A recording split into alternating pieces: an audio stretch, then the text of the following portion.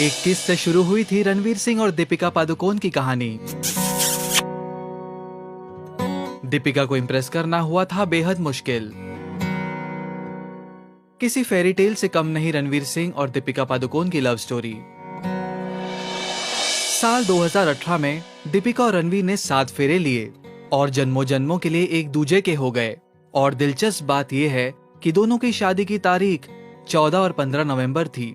अब गौर करने वाली बात यह है कि 15 नवंबर वही तारीख है जब दोनों की पहली फिल्म गोलियों की रासलीला रामलीला साल 2013 में रिलीज हुई थी। बताया जाता है कि फिल्म की शूट के दौरान साथ में बिताया समय ही इस कपल को नजदीक लाया। रणवीर की मस्ती और एनर्जी की दीपिका दीवानी हो गई थी। तो क्या है ना, ये सामने आती है ना, मेरे तन बदन में फायर लग जाता है। I mean, obviously, इनकी हाइट देखो, इनके बाल, इनकी आंखें, इनके होंठ, इनका फिगर।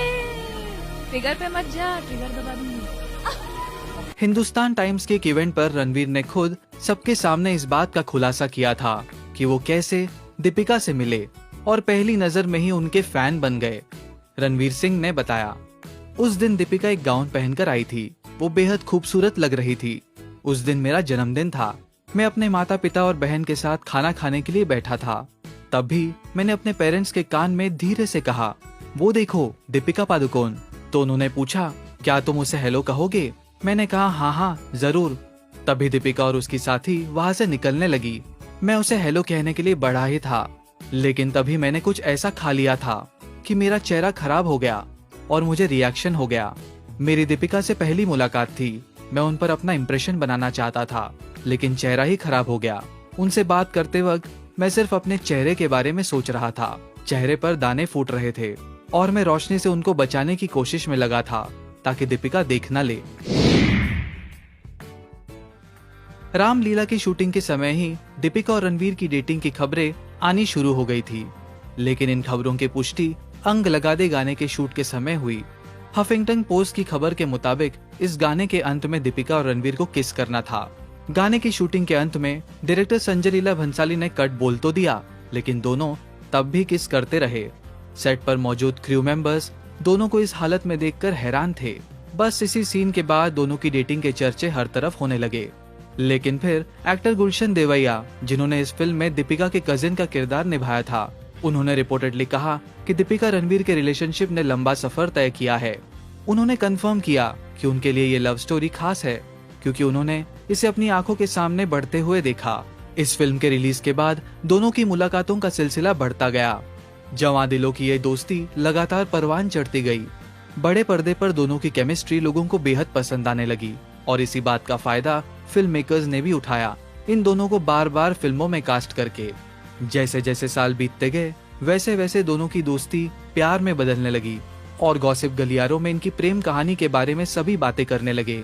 कहा जाता है कि फिल्म बाजीराव मस्तानी के रिलीज के दौरान दोनों के बीच प्यार की डोर और मजबूत हुई। इतने गॉसिप्स खबरों के बावजूद दोनों ने अपने रिलेशनशिप को लेकर चुप्पी ही साधी। लेकिन जब जब दोनों एक साथ इवेंट्स पर आए या स्पॉट हुए, उन्होंने इनडायरेक्टली अपने एक्शन से फैंस को एहसास करा दिया कि दोनों के बीच एक स्वादिष्ट खिचड़ी पक रही है। I don't know, आप बताएंगे। पहली फिल्म इजी लगता है तेरे को रणवीर का डांस? दीपिका के बारे में मैं क्या कह सकता हूँ? कैमरा यहाँ।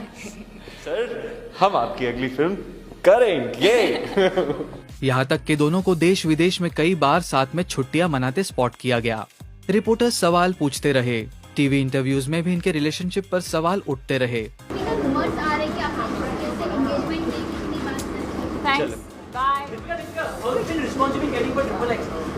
Good, I think very good. यार, जिस टाइप की फिल्म देखी है उसका तो लिहाज करें, इस टाइप की फिजूल की बातें ना करें।